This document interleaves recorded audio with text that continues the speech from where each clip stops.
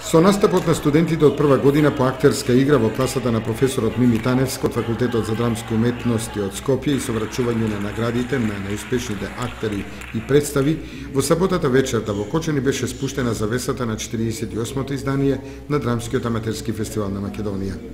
Жири комисијата во состав Изабела Новотни и Благој Веселинов актери, како и Драгана Лукан Николовски драматург, по видените 15 представи, од кои 13 од Македонија и по една од Словенија и Србија, ги доделија следните награди.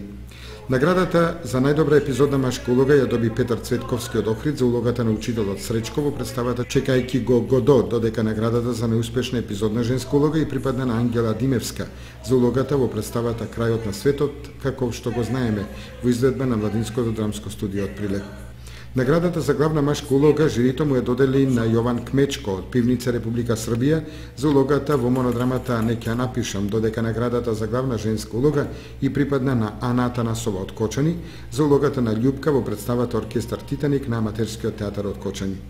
Наградата за колективна игра жирито ја додели на представата Кревет во изvedба на Музичкиот театар при Средното училиште Раде Јовчевски Кочаги од Скопје.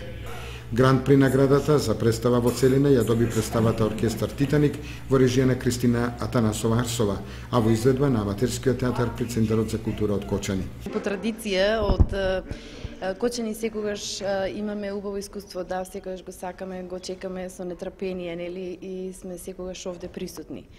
А искуството е големо, а не знам, и возбудата е голема сега, бидејќи нели ова вечер го освоивме Гран Прито и Ана Атанасова ја доби женската улога. Така да ние всушност и за тоа работиме, нели, да покажеме колку умееме, колку сакаме да работиме овде на оваа сцена, во овој театар, мислам на оваа, нели, сцена, и со надеж дека еден ден ќе успееме да направиме и во професионален театар. Еден од патниците на железничката станица сум и јас во улогата на Мето. Тоа се луѓе прогонети, односно гонети од законот, бегаат од животот, бегаат од самите себе, не знаат што со себе, каде, во кој правец. И излезот го бараат во самите себе. Што, како, каде, не може да дознаат, бидејќи се изгубени и во просторот и во времето. Еден од нив сум и јас. Голема благодарност до нашата режисерка Кристина, која ме вклучи во екипата.